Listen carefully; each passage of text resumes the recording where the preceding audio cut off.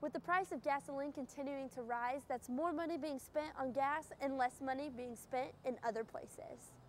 The main reason you don't want to jump into a body of water like the White River is not from what you can see on the surface, but what's in the water. It's not only the children and the elderly who need to be careful in the extreme heat, it's those who work outside who need to remember to stay hydrated and take rest breaks to stay out of the emergency rooms. Today marks 3 weeks since Lauren went missing. Bloomington police say they aren't any closer to finding her. They're hoping tomorrow's Find Lauren Day will do just that, find Lauren.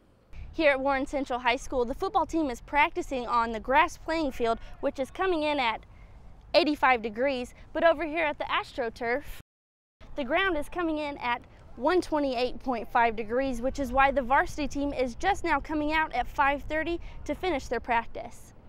Welcome to NewsLink Entertainment. I'm Beth Clymer. The Super Bowl Village in downtown Indianapolis has been named the epicenter of awesome by the Super Bowl host committee. This afternoon, I was able to check out the Super Bowl scene, and here's what I found. The heart of downtown Indianapolis has been transformed into a festival of football. For 10 days, a 3-block stretch of Georgia Street has been taken over by a sea of NFL fans and spectators. Young or old, there is fun for all ages. Several Ball State students turned the Super Bowl activities into an all-day affair. I was lucky enough to get tickets to the Jimmy Fallon show, so I just thought I'd come down with my 2 buddies who are brothers and Ball State students. Well, I'm from Indianapolis, and I just wanted to come down here and see all the people that are here. It's definitely a lot busier than it usually is. And there's so many free events that you can do.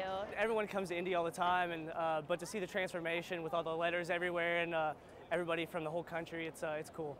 The sunny weather has brought thousands of people down to Super Bowl Village to enjoy all of its attractions. The most popular so far has been the zip line right above me. I talked to someone who has been waiting in line since 5:30 this morning. Saturday is my son Carson's 8th birthday, so this was part of his birthday present. So he got to skip school today, and we're doing the zip line, and then we're going to do the NFL experience. Other events in the Super Bowl Village include 70 free concerts, tailgate competitions in Tailgate Town, and interactive games in Touchdown Alley. It's been wildly successful and popular, and we're excited to invite everyone to come down to the epicenter of awesome. Events in the Super Bowl Village will be going on until Sunday evening after the game. That does it for your NewsLink Entertainment. Back to you guys.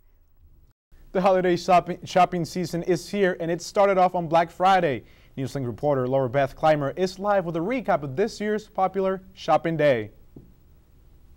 Thanks, guys. I'm here at the Best Buy off of Bethel Avenue, where 3 days ago, Black Friday shoppers were lined up over the entire building.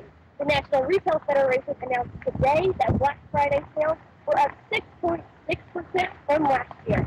Earlier this afternoon, I talked with the Best Buy manager about this year's shopping event. The hustle and bustle of the holiday shopping season has arrived at its earliest time ever. On Black Friday, stores have traditionally opened at 5 or 6 a.m., but some retail stores, including Target, Kohl's, and Best Buy, opened at midnight this year. Even with the earlier times, shoppers were still lined up for as long as 18 hours. But why? All the good deals. I do it with my best friends, and it's fun, and it's a good experience, and I get a great deal. This is my first extreme Black Friday experience. I've been out at like 10 before, but never this early. It paid off. I got the last ticket for the big price item. The operations manager of the Best Buy in Muncie, Robbie McElwin, told me what made this year's Black Friday better and busier than previous years for his store. We definitely had a really good ad. I think Best Buy took it to themselves to make sure that we attracted the right customers with the right deals and things like that, and we had a lot of product in stock that kind of got people excited for the holidays this year. Along with excitement, there have been reports of violence in some Black Friday shopping locations across the country. The thing that we take very serious is customer safety and employee safety. So we kind of limited the number of people that we'd allow on the doors at a time to help make sure that people don't get stampeded.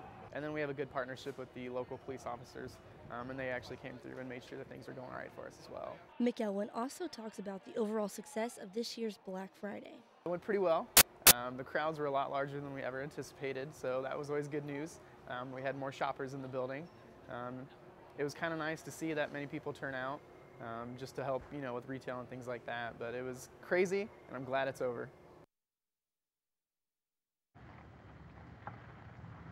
Now, even though Black Friday is over with, those extreme sales have moved from the stores to online, and we'll talk more about that later in tonight's show.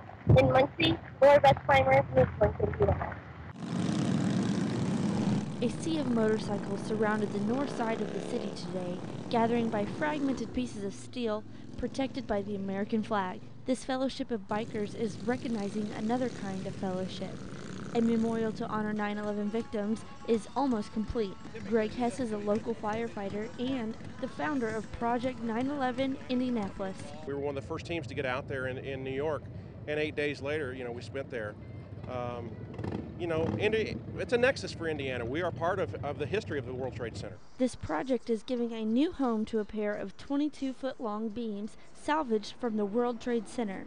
On September 11th of this year, the 24,000 pounds of history will be assembled into a memorial along the White River Canal downtown. Project 9/11 Indianapolis is just a couple months away of taking this small piece of the World Trade Center and turning it into a huge part of the city.